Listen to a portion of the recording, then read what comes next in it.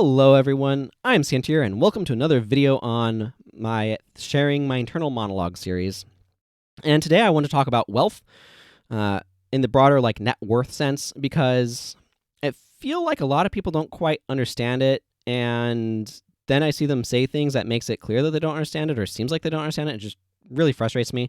I want to be able to have conversations about the super wealthy people that don't feel like they're filled with misunderstandings. So wealth, or net worth, more accurately, is composed of the summation of all of your assets minus all of your debts, basically. I don't know if we want to call those negative assets or whatever, but basically you have two sides, right? You have the stuff that you have that has positive value, and then you have the stuff that you have that has negative value, like loans that you owe people money. On the other hand, if you own the loan, then somebody owes you money, and that's a positive. So let's kind of discuss some of these angles. Again, one of the biggest assets that people are most familiar with is cash. Money, whatever you want to call it. Moolah, dough. There's all sorts of slang terms for it. But cash. We understand this. Dollars, bills, whatever you want to call them. They come in a bunch of different currencies because there's a bunch of different countries and different economies work with different currencies. There's exchange rates between them for reasons, because certain amount of currencies are worth this amount of this other currency. But the basic point is this is what is called a liquid asset. It is liquid because it is very easy to trade. You can easily exchange it for a good or a service. This is what most people are used to thinking of, represented in their bank account as some sort of number, hopefully not a rapidly shrinking one. But it's a number, or, physical money that you have on hand, easy to exchange for goods or services, liquid. Then you have a lot of non-liquid assets. These are things that are typically going to be in the class of ownership or other sort of weird random stuff. So ownership is going to be things like owning stocks, owning land, TVs, technically. That's something that you own that you could sell to somebody for money, and therefore, or barter with somebody, right? It has value, right? And people value it.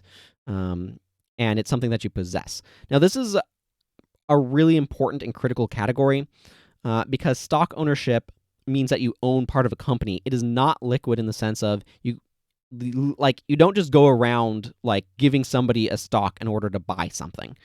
You could barter. We're not going to get into technical details here. Technically, you could barter things with stocks if you really wanted to or whatever.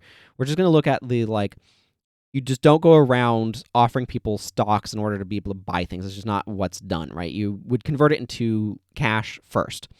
So a lot of the really, really rich people, most of their net worth is locked away in this ownership stuff. It's locked away in stocks. This is where you get into some complicated stuff too. If they wanted to turn that into a liquid asset, they would have to sell it into the market. And if they do that too quickly, there's going to be so much of it there that's going to devalue it as a consequence, and so it's going to go down in value, and then it's worth less, not worthless, but worth less than it was, which is going to then make everybody kind of angry at them that owns that stock, because then their net worth has gone down.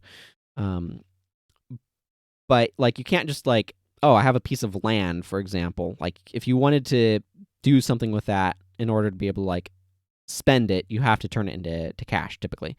Or you have to find people who are willing to barter. Again, bartering always throws a monkey wrench into this, and I'm somebody who likes to be thoroughly technically correct as much as I possibly can be, then that gets me talking about all the corner cases, and then I go on for too long. So this is really, really important, though, and I feel like this is something that gets overlooked a lot. Most people, I think, probably have more net worth locked up in possessions than they think about. For example, game systems or appliances, furniture. But, if you don't own a house, if you're renting, then that's obviously not counting towards anything. If you own a house, then obviously that's an asset that has net value and increases your worth.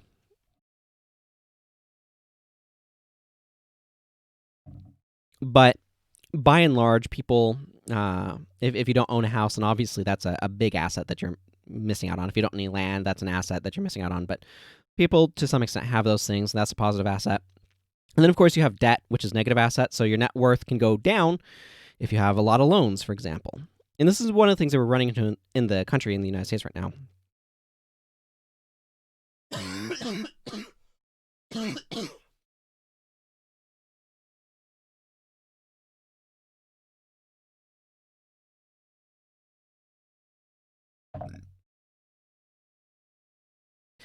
That's one of the things we're running into in the United States right now, because there's so much student loan debt that a lot of people actually probably have negative net worth. They're worth less than $0 in total, because their positive assets minus their negative assets leaves them negative in terms of their net worth. But those super rich people, I mean, they probably have a lot of cash on hand, but the huge part of their net worth is going to be stock. It's going to be locked away in ownership. I should quickly add, there is that other category I mentioned earlier. That's going to be things that are a little bit more ephemeral, things like goodwill. A positive reputation is worth something.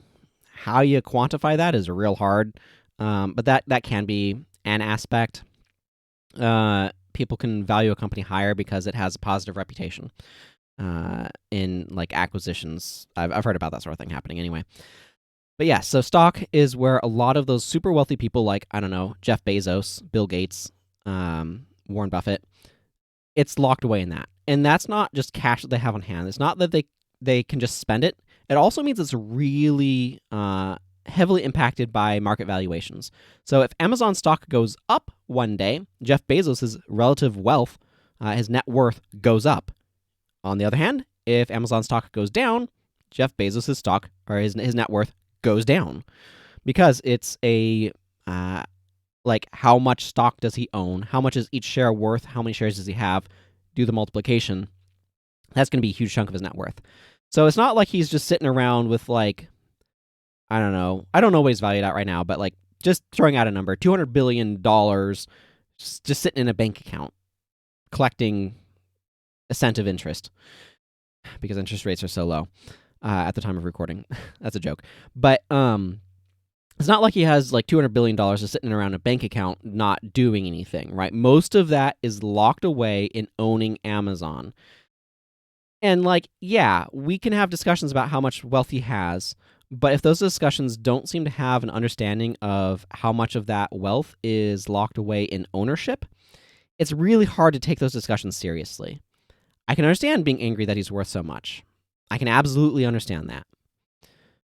But if we don't acknowledge that he's worth so much because Amazon is worth a lot and he owns a huge chunk of Amazon, it feels kind of...